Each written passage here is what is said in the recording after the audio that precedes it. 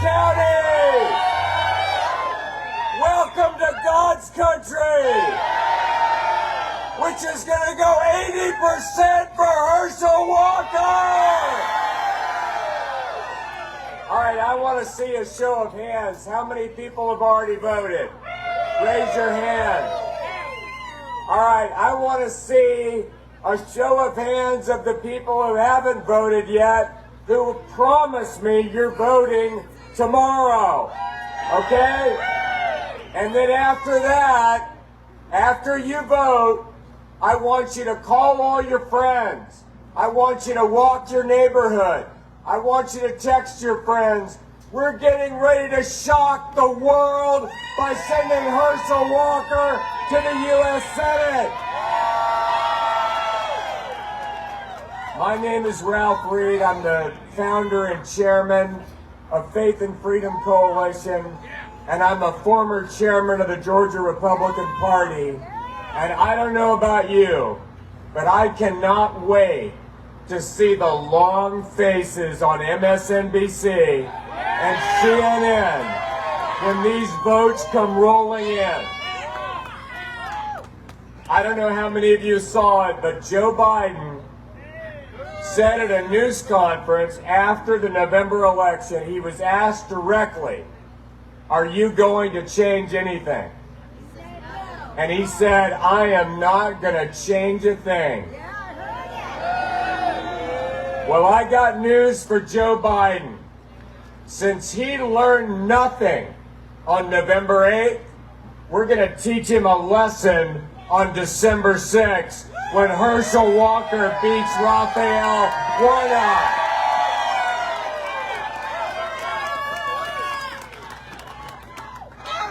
Herschel, Herschel, Herschel, Herschel.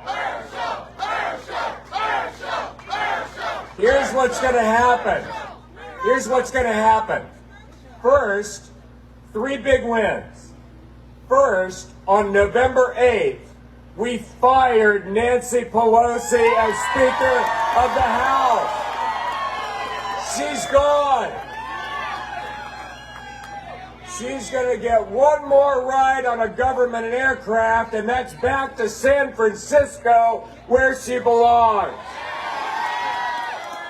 Secondly, on Saturday, Georgia wins the SEC championship on the way to a consecutive national championship.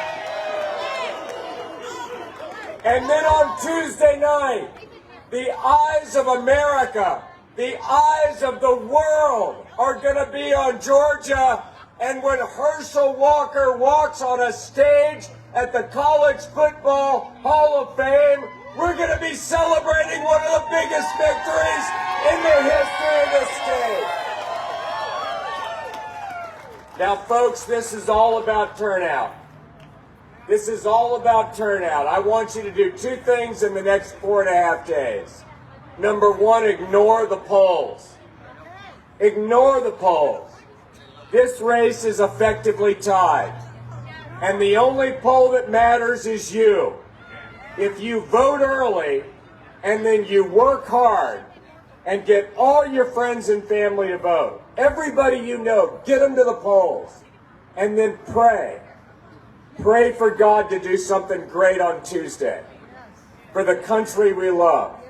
If we do that, we're going to make this thing happen. The second thing is ignore the press. Ignore the media.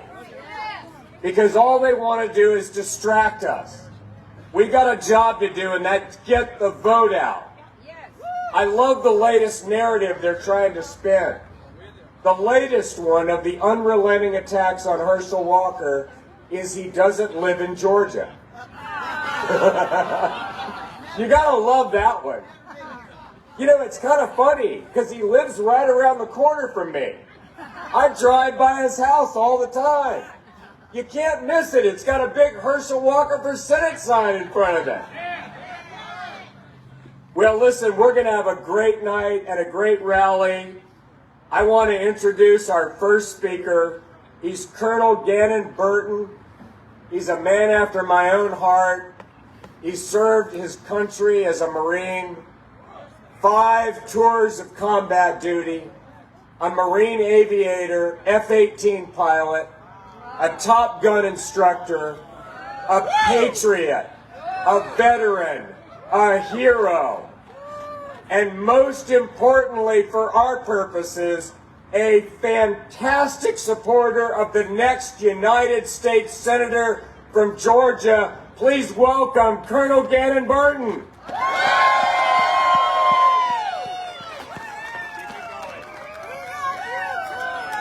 How we doing tonight? Hey, where are my fellow service members out there right now? Hey, does anyone think, first of all, thank you, because many of you, especially our Vietnam vets who didn't get the appreciation they needed when they came home, we didn't treat them the way we should have. And I want to say a special thank you to our Vietnam vets tonight. Let's give it up for them. Hey, you're wondering maybe, hey, who is this Colonel Burton guy that all of a sudden stepped up that you hadn't heard from? Well, I was born in Belmont, Mississippi, but it was actually Red Bay, Alabama. Our trailer was just nearest to Belmont, Mississippi. And I got to go to a community college, and I earned a scholarship to Mississippi State University. And a buddy of mine joined the Marine Corps. And I said, I'm not letting you do that on your own. And so I just joined up with him. And then we went off to the Marine Corps. And they said, hey, you know what? What do you want to do now that you're going to be a Marine? I said, I don't know. I just thought you shoot and stab people. They said, no, silly, there's jobs. There's jobs. You've got artillery. You've got tanks. You've got running. You've got admin. What do you want to do? I go, well, what else you got? He goes, well, we got pilots. You could fly. I go, you could fly? Marine Corps has planes? I didn't even know that. So they said, you got to take a test. I said, I took that test. But I didn't pass that test then. I passed that test because folks like you were teaching and running your communities and engaged and getting out there and making a place that a young man could grow up and become everything. And from there, from that trailer, this land of opportunity that was given to me, I became a Top Gun instructor. I served 5 combat deployments. I got to go to Air Force Test Pilot School, and I was a test pilot. That's because what was given to me was a land of opportunity. It was folks like you who are out here on a cold night who are going to go knock on doors that are going to create this land of opportunity. And let me ask you this for you veterans out there. Do you think your service is done? No. It is not done. This is what we have to do. I retired in a large part because of the wokeness in a military that I couldn't even recognize anymore. I got back home, and after I secured my food and my water and had my clearing lanes ready to go where I could take care of the zombies that might come up the driveway, I said, you know what? I can't just lay here. I can't just sit back. So I started Mississippi for America First. I met Mr. HERSCHEL Walker, and let me tell you something about this guy. He's a fighter just like we are. He's been all over this country supporting veterans. Now, we need you to get out there and support him. We need you to vote because things in this country are not okay. And if it's going to get turned around, it's going to get turned around right here. There's fentanyl pouring in over our borders right now, which are wide open, which are killing people. Talking about those Vietnam vets. Last year, we lost 2 Vietnams worth of young people to one drug that's coming in from an open border from China. And that's because Raphael Warnock is voting for every single thing that Joe Biden puts in front of him without even looking, while he goes and cashes his checks while he runs his slums. And that's the truth. We need to fight. I'm here to fight, and I'm asking you to get out there, get 10 people to the polls tomorrow. Get in there and get them in and vote, and then come election day, when there's no more early voting, get out there on election day and drive folks. We have got to fight with everything we have because there's one thing we cannot do. We cannot give up on this country because there's nowhere else to run. I thank you all for your service and being out here. Right now, what I'm seeing is America. This is how you win. This is how we keep America, America, and make a place where a little kid who grew up from a broken home in a trailer could rise to fly the nation's finest airplanes and fight and serve his country. Now, I want to be worthy of that for my kids and my grandkids, and I know you do too as well. And to keep the service theme coming, the next thing we're going to do is we're going to bring up our next speaker. And this is Navy Intel Officer Morgan Ortega. She's a former Trump spokesman, and she is a fighter. She fights in the military, and she fights in the civilian side as well. Let's give it up for her.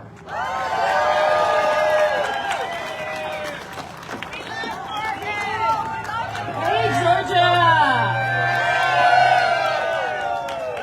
Go Dogs. It is so good to be back in Georgia to support my friend Herschel Walker. I can't wait to see him sworn in as the next senator from the great state of Georgia. Now, I know we just asked this, but how many military veterans do we have here tonight? Great. Thank you for everybody, especially the Navy. Go Navy. That's good. Yeah, we got a Navy guy. I don't know if y'all saw this today on Fox News, and some of you hopefully watch me on there. Did you know that in 2018, during President Donald J. Trump's presidency, about 70% of Americans had confidence, had faith in the military. Guess what that number is today? 48%. And I could not agree with you more. And so what happened? Well, at the end of the Trump administration, I had the best 2 years of my life. One of the greatest presidents in our lifetime, Donald J. Trump. I served as his spokesperson. Give Trump a hand, that's right. Now, y'all remember in the Trump administration, they often said that we were going to start World War III. Well, man, if they didn't get that wrong, looks like the current guy's got that taken care of for us. Everybody remember Abraham Accords? When I was at Trump's State Department, we negotiated the first peace deals between Israel and Arab states. The first in 26 years. There were 4 of them. Now, what do? Biden got into office, and what happened? Within 3 months, after we handed them a peaceful Middle East, within 3 months, Hamas was attacking Israel.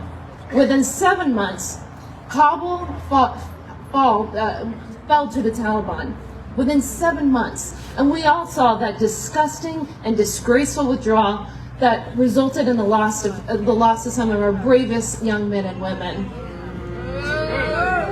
And then, of course, a year into his presidency, we see something that Russia did not do in the 4 years of the Trump presidency, and that's a war in Europe when Russia invaded Ukraine. These are all things that did not happen on Donald Trump's watch. And I'll tell you, one of the things that Trump had his eye on, that Herschel has his eye on, is the Chinese Communist Party. Did you know that the Bible that all of you read, did you know there's a Bible in China? But that Bible has been edited by the Chinese Communist Party. Now, where I come from, you don't edit the Word of God. Did you know in churches in China, they have replaced Jesus, the picture of Jesus off the wall, and they have replaced it with a picture of Xi Jinping. They're arresting in Hong Kong today. Chinese authorities are arresting Catholic bishops. So there is a fight for who is going to lead the world. And it is either communist or it is countries like ours that believe in democracy and believe in freedom. Let me tell you what Warnock supports. He doesn't support the state of Israel. He is not a friend and ally. I was just in Doha at the World Cup. I'm not a huge soccer fan, I'm going to be honest, but I wanted to support the United States as they played against Iran. And I saw in that stadium, Team USA won, by the way. I saw in that stadium Iranian women watching their soccer team. Now in Iran, those women cannot go into the stadium, only men can. And I saw women not only watching the game in Doha, but they had their hair uncovered. Today, the mullahs in Iran are killing women on the street for the crime of showing their hair. And Raphael Warnock and Joe Biden want to support the mullahs and want to support the suppressive regime. Raphael Warnock has also voted for legislation that leads to higher inflation. You know, I've got a child, I'm sure many of you have children and grandchildren here. You should not have to decide between filling up your car with a full tank of gas and putting Christmas presents under that tree. But that's what you have to do because of Joe Biden and Raphael Warnock. What about our medical supply chain? You know, first it started, we couldn't get our baby's formula. Y'all guys remember that? I have a 2-year-old. Just a few months ago, there was a run, you couldn't get your baby's formula. Now, it's hard to get our baby's Tylenol, it's hard to get our baby's ibuprofen, it's hard to get our baby's prescription drugs. But you know what our children in Georgia can get? They can get fentanyl. They can get fentanyl that's coming from China, that's coming from drug traffickers in Mexico, and is the #1 killer of young people around this country. So these are the kinds of things that Herschel Walker is going to fight against. Herschel is a fighter. Herschel is an athlete, and he knows a little bit about blocking and tackling, I've learned. And Herschel is going to help us tackle the border and the fentanyl crisis that is killing our young people today. So I came in, I spent 24 hours getting back to the United States, got home last night, got on another plane to come and talk to all of you because I believe so passionately and so much that Herschel Walker should be the next senator from Georgia. Now another superstar that's coming up behind me, my very good friend, very talented. It's not bad for an Army guy. He is the congressman-elect from Michigan, superstar in the Republican Party, John James.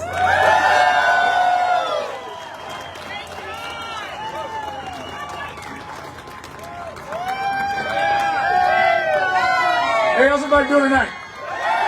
That's what I like to hear. I'm John James. I graduated West Point 2004, became a Ranger qualified Apache pilot, and flew 750 hours combat in Operation Iraqi Freedom. I'm a father, I'm a husband, and as of a few weeks ago, congressman-elect. I'm here to tell you about a very important state, a state with a population just over 10 million.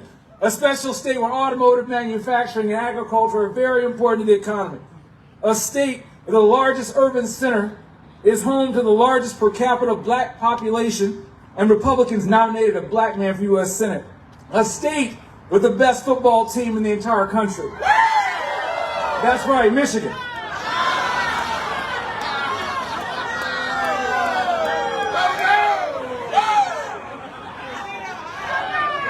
Michigan. A state where in 2016 we elected a Republican president and Republicans fell asleep. Michigan. A state where in 2018 Democrats used deceptive ballot initiatives to get no reason absentee voting into the Constitution. Michigan. A state where in 2020 Democrats sent out ballot request forms illegally and used the pandemic as an excuse to bend the election law. Michigan. A state where in 2022 Democrats put abortion up until the moment of birth for any reason, taxpayer-funded, revoking parental rights into our state constitution. I'm here to talk to you about Michigan. I'm here to talk to you about the types of things that can happen to Georgia and in our country in a very short period of time if you do not elect Herschel Walker on December 6th. As you're out here in this balmy Michigan summer weather, Joe Biden is hosting a swanky party for the world's elite tonight at the White House. Our adversaries in Moscow, in Beijing, in Tehran, and Pyongyang are emboldened by a weakened United States because they see every misstep this administration has taken in Afghanistan and Eastern Europe and elsewhere. They see rising prices at the pump and at the grocery store, because leftist policies stressed our supply chains. They see leftist politicians too tied up in woke politics and culture wars to lead. They see liberals spending more time fighting for control over the American people than they do fighting for the American people. But on December 6th, you're in the position to turn it all around. You know, I'm spent the past couple of weeks, of course, with Thanksgiving and learning the ropes in D.C. and listening to folks in my district and their concerns. And when I told people that I was coming down to Georgia, they said two things. One, Herschel's got to win. And two, why are you going down to Georgia? And I said, he said, aren't you just preaching to the choir? And I said, yes. Yes, I am. I'm going to preach to the choir. You know why it's important to preach to the choir? You preach to the choir so they remember why they sing. This is why it's so important to be down here, because your vote on December 6th is not just important to Cherokee County. Your vote is not just important to Georgia. Your vote is important to Michigan. Your vote is important to the world. And so we need to preach to the choir, not just here at this rally, but people out in the street need to hear your voice. People who haven't heard the good news need to hear your voice. In cities and campuses all over the place need to hear your voice. And the reason why we're in this state as a country is not because of Democrats. It's because of Republicans who've forgotten the mission. It's because of Republicans who've forgotten who we are. We've forgotten that we're the bold party. The Republican Party is the party of emancipation. The Republican Party is the party of women's suffrage. The Republican Party is the party of the civil rights movement. The Republican Party is the party of the criminal justice reform. Right now we have a president who's the party of locking folks up, super predators. But people forgot about that, didn't they?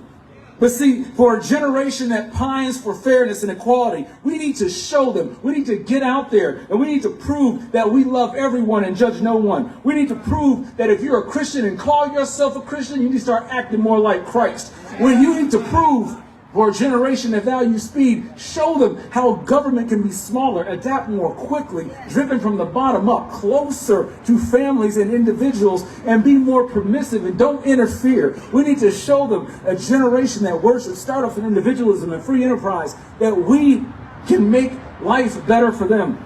See, this is very important.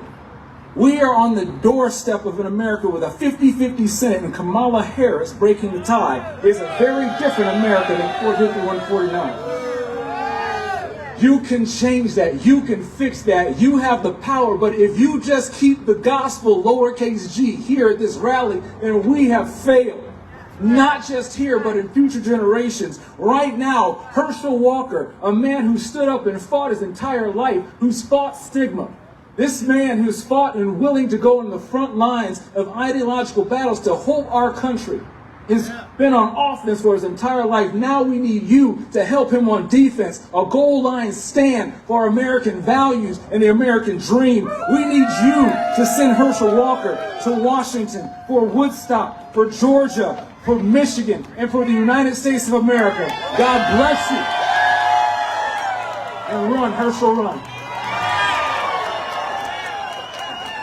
Now it is my distinct pleasure to welcome your congressman and my future colleague, Congressman Loudermilk.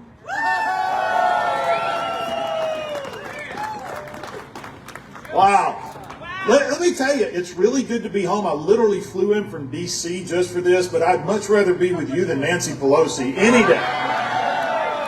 Oh, and Herschel, I've been doing the bus tours with him and said, look, we need to do one more round through the 11th district. And when he said he's coming here at Black Rifle Coffee, I said, look, I'll come down, leave them up there for a little while to make sure that we secure this seat for freedom, for liberty. Now, if you catch on to what who you've heard from so far, Ralph Reed, who's been an icon for conservative values in this state for as long as I can remember, and he hasn't aged a year since I first met him. And then you had a Marine Corps officer, Navy, Army, and I proudly served in the Air Force. This is about veterans, yeah. The one thing that you know about veterans, we hold together, we unify, but we never hesitate to do a little picking at each other, right? It's just how we get along. This is how we honor each other. Many of you may be familiar with the Shepherd's Men. It's an organization I've been involved with for years. They raise money and awareness for PTS and PTSD and traumatic brain injury. I first met those guys right after I was elected. I was at Dobbins Air Force Base. And I was introduced to them. They said, look, these guys, the way that they raise money and awareness is they literally run cross country. They wear 22 pounds of body armor representing the 22 servicemen and veterans that commit suicide every day in this nation. They said, look, we're going to be running from Boston, Massachusetts to Atlanta, and we're going to come through Washington, D.C. Now, I don't know about you, but one thing I've learned in politics, sometimes you don't always say what you're thinking. That didn't happen that time. These words came out of my mouth before I could stop it. They said, look, we're going to run through Washington, D.C. And I'm like, well, let me know when you're there. I'll come run with you. Yeah. They run 13 miles each. Well, that's going to be a while they'll forget about it. They didn't forget. So we meet in Arlington at the Marine Corps Monument early in the morning. Now, fortunately, they were only going to run 2 miles. So there's about 25, 30 of them there, some active duty, some just out of the service. So we all get together and we talk and we pray, and then we start this run. And I noticed that The majority of them are up ahead of me, of course. And here I am running with 3 others. So as we're running, I'm just chatting, and I was like, so what do you do? He says, well, I'm a medic in the Army. I'm like, hey, that's awesome. My dad was a medic in the Army in World War II. He was at D-Day, Battle of the Bulge. Well, then I asked the next guy, I said, so what do you do? He said, I'm a corpsman in the Navy. You guys know that's a medic in the Navy, right? He said, I'm assigned to the Marine Corps. I said, what about this guy? He said, well, I'm a medic in the Army too. So are all you guys medics? And he goes, no, just us 3. I said, oh, I get it. You're running with the old overweight congressman, right? He goes, no, we knew you were Air Force. We figured this is the first time you ever ran.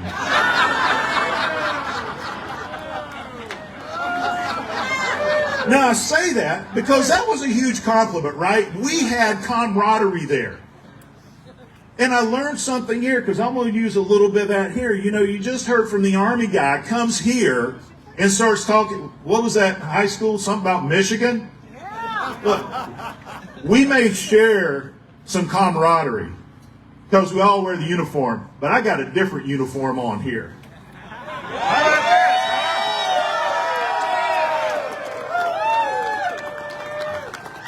Folks, this election is about more than you can ever imagine. This is about freedom. Look, a lot of people thought Republicans should have done a lot better in this election. Let me tell you something.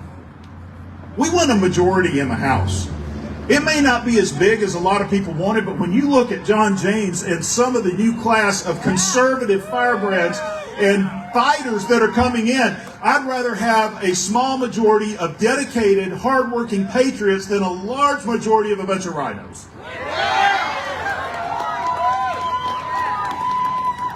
We need that same kind of fighter in the Senate. That's why we need Herschel Walker. This comes down to turnout. Turnout. You know people. And you need to talk to people and make sure that they go to the polls. And I hear from some people, well, I've been watching the TV and I'm listening to ads. I'm not.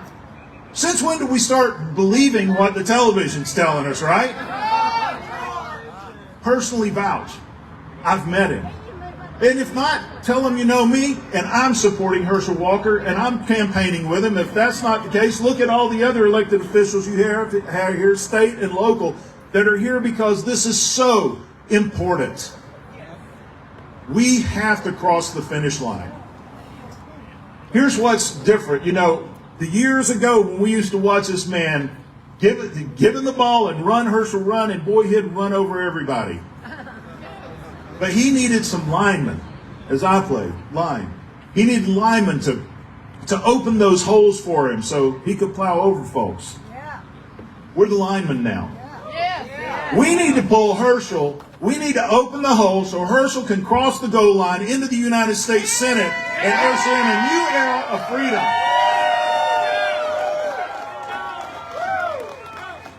Let me also thank Black Rifle Coffee. I was here for the grand opening, and thank you so much for hosting this. A great patriotic company. But now I want to introduce you to someone else. Now, we talked about the unity that we have in the military. We can, pick at each other, but we have this mutual respect for one another. I asked Herschel back a few weeks ago, we were campaigning before the election, and I told him, I said, Herschel, I do have one concern. If you win, are you and Tommy Tuberville going to be able to get along? And he said, in fact, Tommy's already done a couple of fundraisers for me. I said, well, goodness gracious, if Auburn and Georgia can get along, sure enough, we can rally behind Herschel. Now I'm about to introduce someone who's not only an already sitting senator, he's a Carolina Gamecock, and he's here for the Georgia Bulldogs today. Please welcome my friend, Senator Lindsey Graham.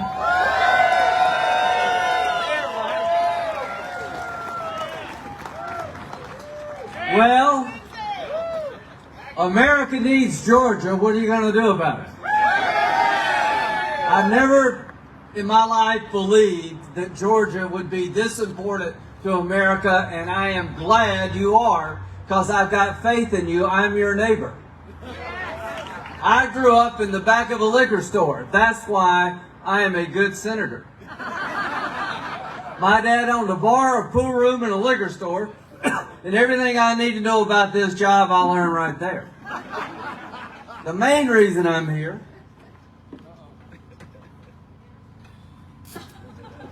is I'm damn tired of having my vote canceled out by Warnock. Team fight. 96% of the time. 96% of the time he votes with Joe Biden. Have you heard of Tim Scott? Well, he's my neighbor, he's my colleague, he's your neighbor. Wouldn't it be nice to have somebody to vote with Georgia every now and then? And let's talk about Herschel and where he's from. If you don't think he's from Georgia, ask Notre Dame. You know why I'm behind Herschel? I don't want to be in front of Herschel. I've been a Gamecock most of my life, and it ain't no easy road. But things are getting a little bit better. I live in Clemson. I went to the University of South Carolina, and I'm now in Georgia. I got a lot of things to get out of my system. But the reason I'm here is I've come to admire Herschel. I like Herschel Walker. I like his family. How about a little applause for him and his family for going through all the crap they've gone through. They've dropped $170 million on his head, and he's still standing. The most intolerant people in the world are liberals. They're afraid of Herschel Walker and John James and Morgan Ortegas. What have we learned tonight? The Navy looks a hell of a lot better than the Army, the Air Force. You know, I'm an Air Force lawyer, 33 years. I'm a retired colonel. Thank you for my retirement. First of the month I get it. What does it mean when you see three lawyers bird up to the neck in sand? Somebody ran out of sand. You can't take a joke, you shouldn't be a lawyer or in politics. So the bottom line here is this is the last election of the 2022 cycle. Yes. What does it matter if there's 50 versus 51? A hell of a lot. Yes. If it's 50-50, we have the same number on the committee. We share the same amount of money. If it's 51-49, they're in charge of everything. Now listen, folks. My parents, both sides, came from Georgia. What happens if you don't pay your bills in Georgia? You go to South Carolina. That's what happens. That's how we got to South Carolina. My heart and soul is in this part of the world. And don't let us down, folks. Don't let Herschel down. Don't let him down. Because if you're a conservative, don't you think we need more people of color running? Don't you think we need more women like Morgan Ortegas willing to be Republican? They're treated so badly. And now's the chance to push back and change the course of history. How many of you believe that Brian Kemp is the right guy to be your governor? I got a question for Georgia. Why in the hell would you send Warnock to Washington to undercut everything that Kemp is doing in Atlanta? That's what's at stake here. These soft Republicans, I'm going to help you figure this out. If you think that the Biden agenda is middle of the road, you shouldn't be allowed to drive in Georgia. There ain't nothing middle of the road about this crowd. This is the most radical agenda in our lifetime, right? We live in an America where they will kick you out of the military if you don't take a shot. Doesn't that make you mad as hell? We live in an America where 4 million people come here illegally without a shot and they give you a vacation. That's Biden's America. That's Warnock's America, where you got to mortgage your house to fill up your gas tank, and when you get to the gas station, you're probably going to get robbed. That's Biden and Warnock's America. Georgia, change it while you can. You're the last hope. It's down to you. A week from today, let's end the year on a better note. It's been a tough year, hasn't it? So I'll just ask you again, if you think Kemp is right for Georgia, why don't you put somebody in the boat that can row the boat in the same direction as Kemp? If you put HERSCHEL in the boat with Kemp, you'll be in France in about an hour. Well, that man can row a bobsled and a boat. He's the most interesting man I think I've ever met in my life. Name one person who won the Heisman Trophy, played pro football, and danced in the New York Ballet. This is why they're so afraid of it. HERSCHEL. Yes. Absolutely. Help is on the way. Remember Kavanaugh? Remember that? Remember how they tried to ruin the guy's life? Make a bunch of crap up about some party in high school that nobody could ever remember? They were willing to ruin this man's life to keep that seat so they could fill it. When it comes to liberals treating conservatives, there is no bottom. And the media helps every way they can. So after all this money and all this crap, we're going into next Tuesday tied. So what happened with Kavanaugh? He didn't quit. And Trump didn't give up on him. And do you remember what I said? I was pissed. And I stood up for him. I'm here tonight to stand up for HERSCHEL. And when it was all said and done, Kavanaugh didn't quit. And where did he go? To the Supreme Court. And when it's all said and done, a week from today, where's HERSCHEL going? To the United States Senate. That's where he's going. Georgia, you got a chance to make America a better place. Don't let us down. And let me tell you, January, when we go back to the Senate, they call the roll. They go down each state and they introduce 2 people from each state. And I can't wait to when they get to Georgia. Because here's what they're going to say. Starting for the state of Georgia, Herschel Walker.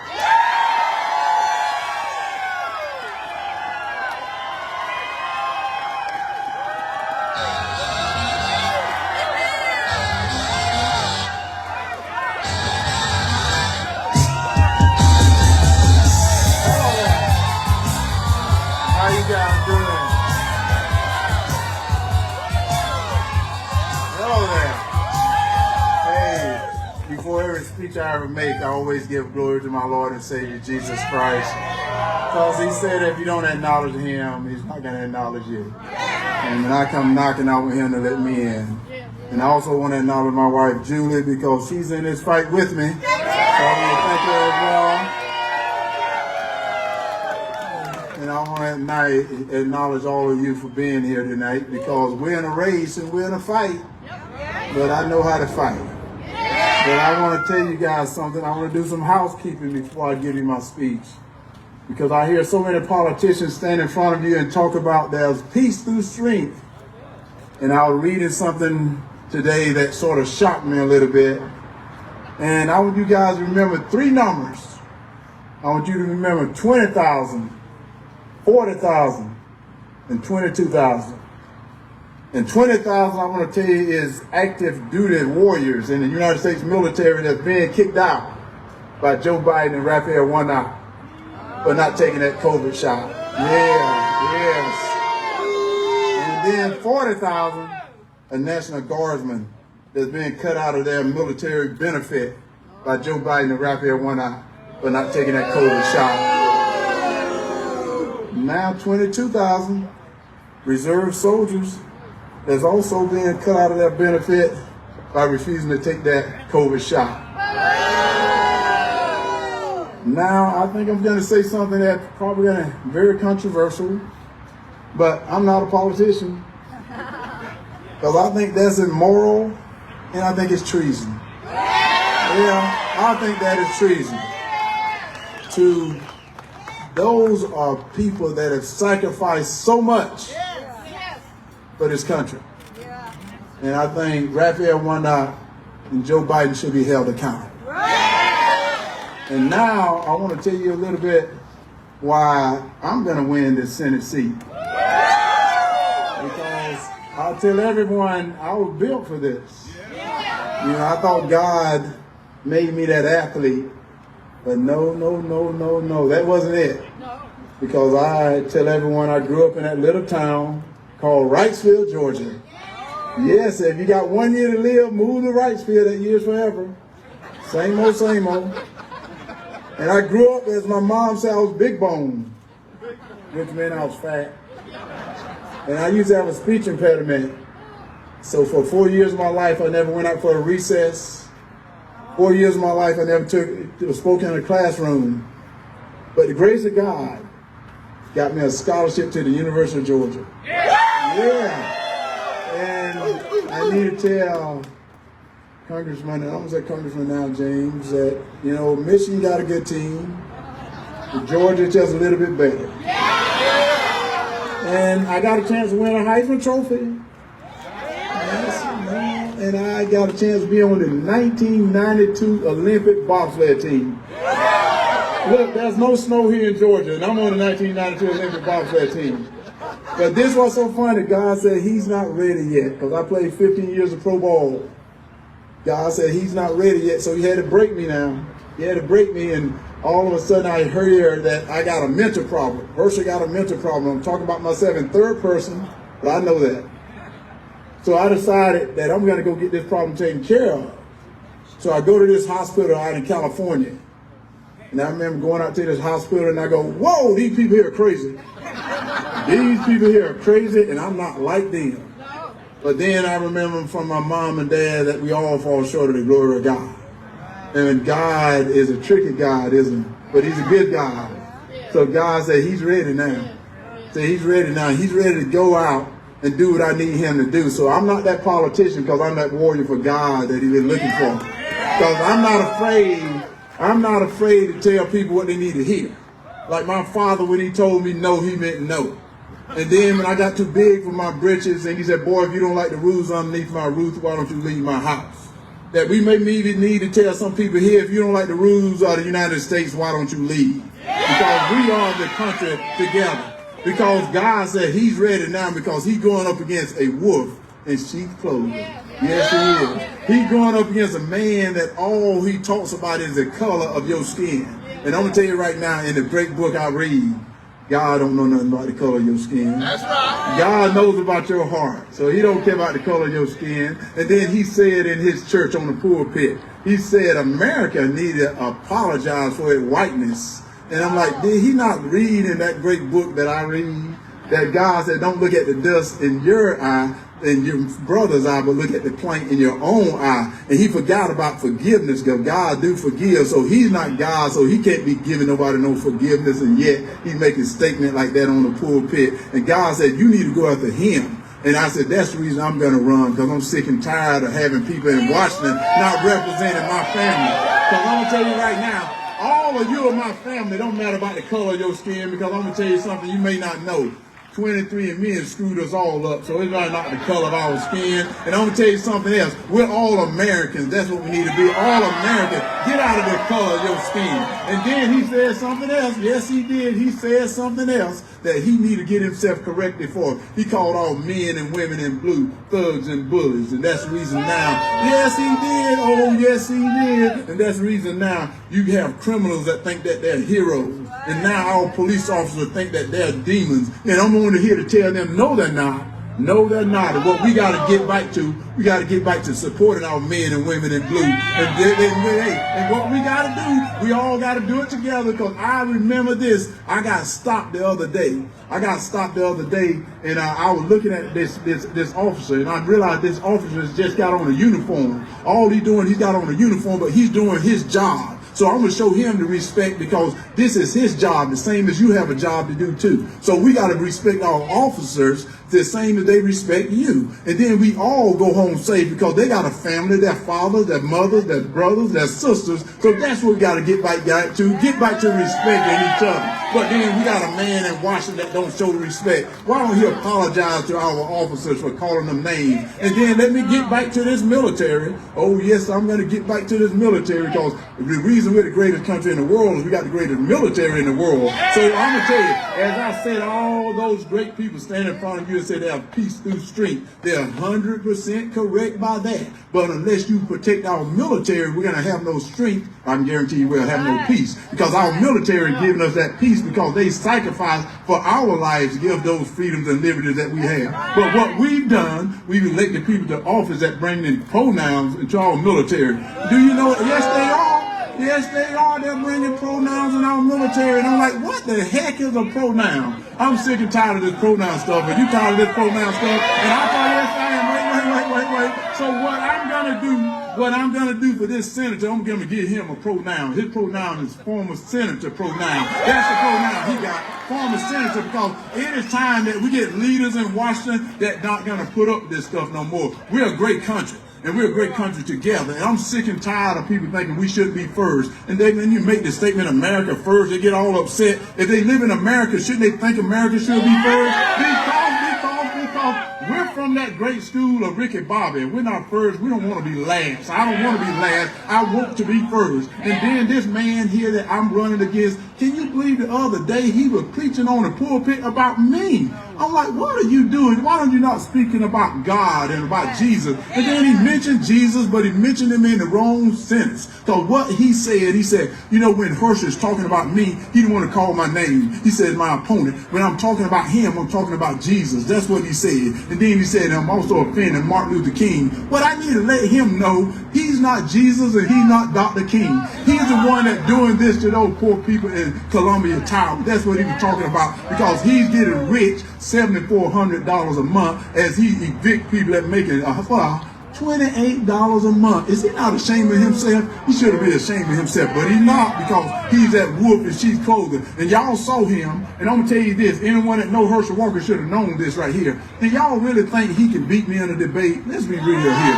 Y'all really thought he could beat me in a debate? He showed up at that debate all looking good in those expensive suits that he wear, all walking that smooth walk, but he walked into that podium, and he sit down and looked over at me, and I told him, and I started calling him out. He became Scooby-Doo at one time. Y'all saw that. Did y'all not see that? Because they asked him a question. If you can remember this, they asked him a question. They said, sir, will you support Biden in 2024? And he go, oh no. I said, yeah, he's that one-trick pony. He's that one-trick pony. And what I mean by that, they gave him the answer what to say. But then all of a sudden, when he saw that somebody was going to come back at him, he had nothing to say. His eyes got real wide, and he was saying, man, that boy know a little bit more than I thought he knew. He should have known that before I got there. So all of a sudden, then he went into the abortion, because somebody was talking about me about abortion over there. This guy believed in abortion on demand. He believed that you can abort a baby all the way up to 9 months. He's a man out of cloth. He's saying you can abort a baby all the way up to 9 months. He even voted, now listen to me, he even voted that if a baby survives an abortion, he would deny that baby medical care. Can you believe a man said that? And then he threw his own words out, the words he's been using forever. He said, you know, a doctor and a patient can't be in the same room with the government. And I happen to say, but you bring the government right back in, because you bring inviting the government to pay for it. So the government got to pay for it, so you invite him back in. And he didn't know what to say after that. And then I said, do you not know also there's a baby in that room too, sir? There's a baby in that room too. So I'm going to speak for our babies. I'm going to speak for our police officers. And I'm going to speak for our military, because we need somebody in Washington that's going to speak for justice. And I'm not that politician, I'm that warrior, because I'm not going to say what they want me to say. I'm going to say the truth, and the truth will set you free. Is that not true? The truth will set you free. And let me tell you this here, and then all of a sudden, then I start seeing what he's doing to our kids. Can you believe that? This man is doing this to our kids. They're bringing critical race theory to the school. Yes, they are. Instead of teaching our kids how to read and write, critical race theory. And then they bring in gender ideologies and teaching our kids about man. Then all of a sudden they put men and women's sports. He voted to put men and women's sports. That's like putting HERSCHEL Walker to compete against your daughter. I guarantee you don't want that. You do not want that. But then this is what you need to do. Instead of him having 87,000 IRS agents, why don't you get one of those agents to protect our kids in those schoolhouses? That's what you need to do. Get them 87,000 IRS agents to get out of that schoolhouse and protect our family. And then you see the crime.